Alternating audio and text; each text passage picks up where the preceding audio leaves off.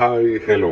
ಇವತ್ತು ನಾನೊಂದು ಚಿಕ್ಕ ಸ್ಟೋರಿ ಹೇಳ್ತೀನಿ ನಿಮಗೆ. ಆ ಸ್ಟೋರಿಯಲ್ಲಿ ಒಂದು ಮೆಸೇಜ್ ಇರುತ್ತೆ. ಅದು ಏನು ಅಂತ ನಿಮಗೆ ಅರ್ಥ ಆಗುತ್ತಾ ಗೊತ್ತಿಲ್ಲ, ಆದರೂ ಲಾಸ್ಟಿಗೆ ಒಂದು ಕ್ಲಾರಿಟಿ ನಾನು ಕೊಡ್ತೇನೆ. ಒಂದೂರಲ್ಲಿ ಒಂದು ರಾಮು ಮತ್ತು ರುಕ್ಮಿಣಿ ಅಂತ ದಂಪತಿಗಳು ಇರ್ತಾರೆ. ಅವರು ಫಾರಿನಲ್ಲಿ ಒಳ್ಳೆಯ ಕೆಲಸದಲ್ಲಿರ್ತಾರೆ, ಇಬ್ಬರು ಡಾಕ್ಟರ್ ಆಗಿರ್ತಾರೆ. ಹಾಗೆ ಇವರಿಗೆ ಒಂದು ಮಗು ಹುಟ್ಟಿದೆ. ಆ ಮಗು ಹುಟ್ಟಿದಾಗ ಇವರು ಆ ಕೆಲಸವನ್ನೆಲ್ಲ ಬಿಟ್ಟು ಊರಲ್ಲಿ ಬಂದು ಸೆಟಲ್ ಆಗ್ತಾರೆ. ಹಾಗೆ ಮಗು ಬೆಳೀತಾ ಸ್ವಲ್ಪ ಒಂದು ಮಾತನಾಡಲು ಶುರುವಾದಾಗ ಈ ಮಗುವಿಗೆ ರಾತ್ರಿ ಹೊತ್ತಲ್ಲಿ ನಿದ್ರೆನೇ ಬರಲ್ಲ, ಏನೇನೋ ವಿಚಿತ್ರವಾಗಿ ಮಾಡುತ್ತೆ. ಅಂದರೆ ಈ ಮಗುವಿಗೆ ನಿದ್ರೆಯಲ್ಲಿ ಭೂತದ ಕನಸು ತುಂಬಾನೇ ಬರ್ತಾ ಇರುತ್ತೆ, ಭೂತದ ಉಪದ್ರವ ಆದಾಗೆ ಆಗ್ತಾರೆ.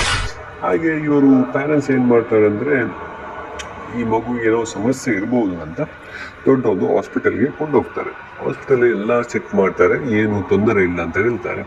ಹಾಗೆ ಒಂದೆರಡು ಮೆಡಿಸಿನ್ಗಳನ್ನು ಕೊಡ್ತಾರೆ ರಾತ್ರಿ ನಿದ್ದೆ ಬರಲಿ ಅಂತ. ಆದರೂ ಕೂಡ ಮಗು ನಿದ್ದೆ ಮಾತ್ರ ತಗೊಂಡ್ರು ಕೂಡ ರಾತ್ರಿ ಹೊತ್ತಲ್ಲಿ ನಿದ್ದೆ ಮಾಡಲ್ಲ. ಈ ಮಗುವಿಗೆ ತುಂಬಾ ಒಂದು ಡಿಸ್ಟರ್ಬೆನ್ಸ್ ಆಗ್ತಾ ಇರುತ್ತೆ, ಅಂದರೆ ಏನೋ ಒಂಥರ ಭೂತದ ತೊಂದರೆ ಇದ್ದಾಗೆ. ಹಾಗೆ ಇವರು ಪುನಃ ಒಮ್ಮೆ ಹಾಸ್ಪಿಟಲ್ ಹೋಗ್ತಾರೆ. ಆವಾಗಲೂ ಅವರು ಹೇಳ್ತಾರೆ, ಮಗುವಿಗೆ ಯಾವುದೇ ತೊಂದರೆ ಇಲ್ಲ, ನೀವು ಏನಿದ್ರು ದೇವರ ಹತ್ರ ಪ್ರಾರ್ಥಿಸಿ, ದೇವರ ಭಜನೆ ಮಾಡಿ ಮಲಗಿ ಅಂತ ಹೇಳ್ತಾರೆ. ಹಾಗೆ ಮಗು ಚಿಕ್ಕದಲ್ಲ, ಮಗು ಅಷ್ಟೇನು ಗೊತ್ತಾಗಲ್ಲ. ಆದ್ರೂ ಮಗು ರಾತ್ರಿ ಹೊತ್ತಲ್ಲಿ ನಿದ್ದೆ ಮಾಡೋದು ಭಾರಿ ಕಷ್ಟವೇ. ಹಾಗೆ ಒಂದಿನ ಅವರೊಂದು ಮಗುವನ್ನು ಒಂದು ದೇವಸ್ಥಾನಕ್ಕೆ ಕೊಂಡೋಗ್ತಾರೆ. ಅಲ್ಲಿ ದೇವಸ್ಥಾನದಲ್ಲಿ ಹೇಳ್ತಾರೆ, ಈ ಮಗುವಿಗೆ ಒಂದು ಭೂತದ ತೊಂದರೆ ಇದೆ ಅಂತ, ವಿಪರೀತ ತೊಂದರೆ ಇದೆ ಅಂತ. ಅವಾಗ ಇವರು ಏನ್ ಮಾಡ್ತಾರೆ ಅಂದ್ರೆ, ಏನದು ಈ ನಮ್ಮ ಮಗುವಿಗೆ ಯಾರು ಉಪದ್ರ ಮಾಡುದು ಅಂತ ತಿಳಿದುಕೊಳ್ಳೋದಕ್ಕೆ ಬೇರೊಂದು ಸ್ವಾಮಿಗೆ ಹತ್ರ ಹೋಗ್ತಾರೆ. ಅವಾಗ ಅವ್ರು ಹೇಳ್ತಾರೆ, ಒಂದು ಪೂಜೆ ಮಾಡಬೇಕು, ಆ ಪೂಜೆಯಿಂದ ಆ ಮಗುವಿನ ದೇಹದಲ್ಲಿ ಒಂದು ಆತ್ಮ ಇದೆ, ಆ ಆತ್ಮವನ್ನು ಹೊರತೆಗಿಬಹುದು ಅಂತ ಹೇಳ್ತಾರೆ. ಅವಾಗ ಇವರಿಗೆಲ್ಲ ತುಂಬಾನೇ ಟೆನ್ಷನ್ ಆಗುತ್ತೆ, ಏನಿದು ಈ ತರ ಆಗ್ತಿದೆ ಅಂತ. ಹಾಗೆ ಇವರು ಪೂಜೆಗೆ ಸಿದ್ಧತೆಯನ್ನು ಮಾಡ್ತಾರೆ. ಹಾಗೆ ಮಗುವನ್ನು ಒಂದು ಪೂಜೆಗೆ ಕೂತ್ಕೊಳಿಸ್ತಾರೆ. ಹಾಗೆ ಮಗುವಿನ ಮೇಲೆ ಪೂಜೆ ಮಾಡಿದಾಗ ಆ ಮಗುವಿನಲ್ಲಿದ್ದ ದೇಹದೊಳಗಿದ್ದ ಒಂದು ಆತ್ಮವೊಂದು ಹೊರಗೆ ಬರುತ್ತೆ. ಆ ಆತ್ಮ ಹೊರಗೆ ಬಂದಾಗ ಸ್ವಾಮೀಜಿಯವರು ಕೇಳ್ತಾರೆ, ನೀನು ಯಾರು, ಯಾಕೆ ಈ ಮಗುವಿಗೆ ತೊಂದರೆ ಕೊಡ್ತಾ ಇದ್ದೀರಾ ಅಂತ. ಅವಾಗ ಮಗು ಹೇಳುತ್ತೆ, ನಾನು ಕೂಡ ಇವರ ಮಗಳು, ನನಗೂ ಈ ಭೂಮಿಯಲ್ಲಿ ಬದುಕೋಬೇಕು ಅಂತ ತುಂಬಾನೇ ಆಸೆ ಇತ್ತು, ಆದರೆ ನನಗೆ ಅವಕಾಶ ಸಿಗಲಿಲ್ಲ ಈ ನನ್ನ ತಂದೆ ತಾಯಿಯರಿಂದ ಅಂತ. ಅವಾಗ ಸ್ವಾಮೀಜಿ ಕೇಳುತ್ತಾರೆ, ಯಾಕೆ, ಏನಾಯಿತು ಅಂತ. ಅವಾಗ ಮಗು ಆ ಪ್ರೇತ ಹೇಳುತ್ತೆ, ನಾನು ಇವರಿಗೆ ಮೊದಲು ಜನಿಸಿದಾಗ ಇವರು ನಮ್ಮ ದೇಶದಲ್ಲೇ ಇದ್ರು ಕೆಲಸಕ್ಕೆ. ಆಮೇಲೆ ನಾನು ಹುಟ್ಟಿದಾಗ ಇವರಿಬ್ಬರಿಗೂ ಒಂದು ಒಳ್ಳೆಯ ಕೆಲಸ ಸಿಕ್ಕಿತು. ಆಗ ಇವರು ನಾನು 6 ತಿಂಗಳಿರುವಾಗಲೇ ನನ್ನನ್ನು ಬಿಟ್ಟು ಇವರು ವಿದೇಶಕ್ಕೆ ಹೋದರು. ಇವರಿಗೆ ನನಗಿಂತ ಹಣ ಮುಖ್ಯವಾಯಿತು, ನನ್ನನ್ನು ಬಿಟ್ಟು ವಿದೇಶಕ್ಕೆ ಹೋದರು. ನಾನು ಹಸಿವಾದಾಗೆಲ್ಲ ಹಸು ಹಾಲು ಕುಡಿತಾ ಇದ್ದೆ. ನನ್ನ ಅಜ್ಜಿ ನನ್ನನ್ನು ಬುದ್ಧಿನಿಂದ ನೋಡಿಕೊಳ್ತಾ ಇದ್ರು. ಆದರೂ ನನಗೆ ಹಸಿವಾದಾಗ ನಾನು ಹಸು ಹಾಲನ್ನು ಕುಡಿತಾ ಇದ್ದೇನೆ. ಇದರಿಂದ ನನಗೇನಾಯಿತು ಅಂದರೆ, ಕ್ರಮೇಣ ನನಗೆ ಹುಷಾರಿಲ್ಲದೆ ಆಯಿತು. ಅಜ್ಜಿ ನನ್ನನ್ನು ಹಾಸ್ಪಿಟಲ್ಗೆ ಕೊಂಡೋದ್ರು. ಆದರೂ ನನಗೆ ಅಂದರೆ ಜ್ವರ ಜಾಸ್ತಿನೇ ಆಗ್ತಿತ್ತು, ಕಮ್ಮಿ ಆಗ್ತಿರ್ಲಿಲ್ಲ. ಆಮೇಲೆ ಒಂದು ದೊಡ್ಡ ಚೆಕಪ್ ಮಾಡಿದಾಗ ಗೊತ್ತಾಯಿತು, ನನ್ನ ಲಂಗ್ಸ್ ಒಳಗೆ ಕಫ ಬ್ಲಾಕ್ ಆಗಿದೆ. ಈ ಕಫ ಬ್ಲಾಕ್ ಆಗಿ ನನಗೆ ಉಸಿರಾಡಲು ತೊಂದರೆ ಆಗ್ತಾ ಇದೆ ಅಂತ. ಆಮೇಲೆ ಏನಾಯಿತು ಅಂದರೆ, ನಾನು ಪುನಃ ಜೋರಾಗಿ ನನಗೆ ಅನಾರೋಗ್ಯವಾಯಿತು. ಆಮೇಲೆ ನಾನು ನನ್ನ ಈ ಜೀವವನ್ನು ಕಳ್ಕೊಳ್ಬೇಕಾಯಿತು ನನ್ನ ತಾಯಿ ತಂದೆಯರಿಂದ. ಇವರು ಈ ಮಗುವಿಗೆ ತೋರಿಸುವ ಪ್ರೀತಿ ವಾತ್ಸಲ್ಯ ನನಗೂ ತೋರಿಸುತ್ತಿದ್ದರೆ ನಾನು ಕೂಡ ಇವರೊಟ್ಟಿಗೆ ಚೆನ್ನಾಗಿ ಬದುಕ್ತಿದ್ದೆ. ಆದರೆ ಇವರು ಹಣದ ಆಸೆಗೆ ನನ್ನನ್ನು ಬಿಟ್ಟು ವಿದೇಶಕ್ಕೆ ಹೋದರು.